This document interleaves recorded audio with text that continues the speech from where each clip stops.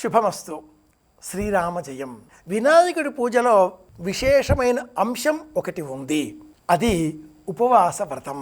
వినాయక నవరాత్రులు అన్నీ కూడా మనం గమనించినట్లయితే ఒకటే పూట భోజనం చేయాలి, చప్పటి పదార్థం తినాలి, అన్నం తినకూడదు, గడ్డితో పూజించాలి, గరికతో పూజించాలి, 21 పత్రములతో పూజించాలి, స్తోత్రం చేయాలి, మౌనంగా ఉండాలి, వ్రాసుకుంటూ ఉండాలి, వింటూ ఉండాలి.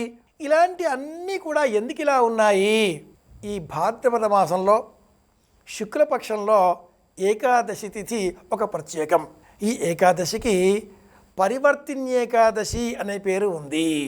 విష్ణువుకు సంబంధించి ఈ రూపం ఎడమ నుంచి కుడికి ఇలా ఒత్తిగి వెళ్ళడం అనే మార్పును ఈ వ్రతం సూచిస్తుంది.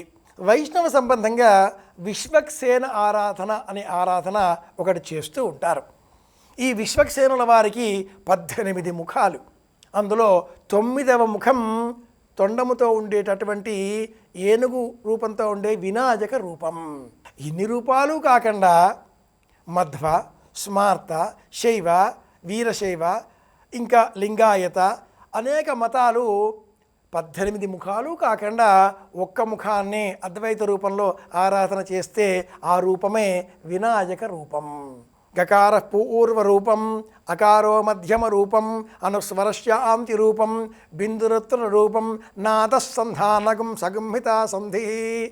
గణపతి గమ్ అనే బీజాక్షరంతో మంత్రశాస్త్రం సూచిస్తుంది. ఈ గమ్ అనే బీజాక్షరం మన మెదడులో ఉండేటటువంటి టెంటకిల్స్, మెడుల్లా మెంబ్రేషన్ ఏదైతే చెబుతూ ఉంటారో, వెన్నుపూస, సర్పం వలె ఉండేటటువంటి రూపం, కుండలిని ప్రతీకాత్మకంగా చెప్పేటటువంటి రూపం చివర ఇలా తెరుచుకుని గ అనే అక్షరంలో ఉంటుంది.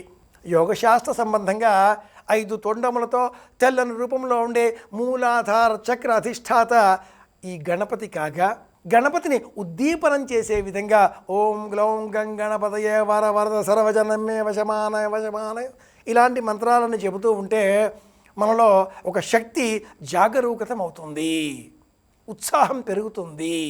కూర్చోవడం మానేసి లేచి నిలబడదామా అనుకుంటాం.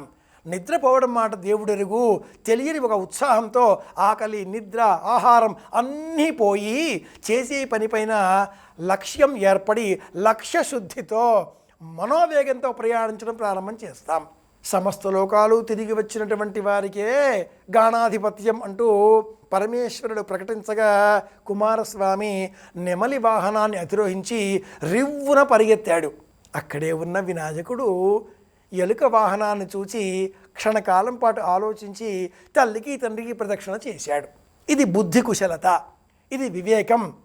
ఈ కారణంగా 6 సార్లు భూమండలమంతా కూడా ప్రదక్షిణ చేసిన పుణ్యఫలం లభించడంతో కుమారస్వామికి ఎక్కడ ఏ తీర్థానికి పోయినా కూడా ముందే గణపతి కనిపించడం ప్రారంభించాడు.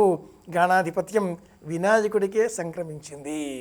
కనుక మూలాధార చక్రం ప్రధానంగా కుండలిని శక్తిని జాగరూకతం చేద్దాం అనుకునేటటువంటి సాధకులంతా కూడా ఉపవాస వ్రతం పాటిస్తారు. పరివర్తిన్యేకాదశి అన్న పేరిట ఈ ఒక్కరోజైనా ఉపవాస వ్రతం పాటించి గణపతిని స్మరించినట్లయితే గణపతి అనుగ్రహంతో బుద్ధి చాతుర్యం పెరుగుతుంది, జ్ఞాపక శక్తి రెట్టింపు అవుతుంది. శాస్త్రబద్ధంగా కాలానుగుణంగా వచ్చే వ్రతాలను అనుసంధానింపజేసుకొని ఆలోచనలతో కొత్త విషయాత్మకంగా కొత్త విషయ రూపంలో వినాయకుడిని స్మరించుకుందాం. దైవస్మరణ సమస్త దోషాలను తొలగిస్తుంది. దైవానుగ్రహంతో మళ్ళీ రేపు కలుసుకుందాం. శుభమస్తు. శ్రీరామ జయం. ఓం గ్లౌం గం గణపతయే నమః.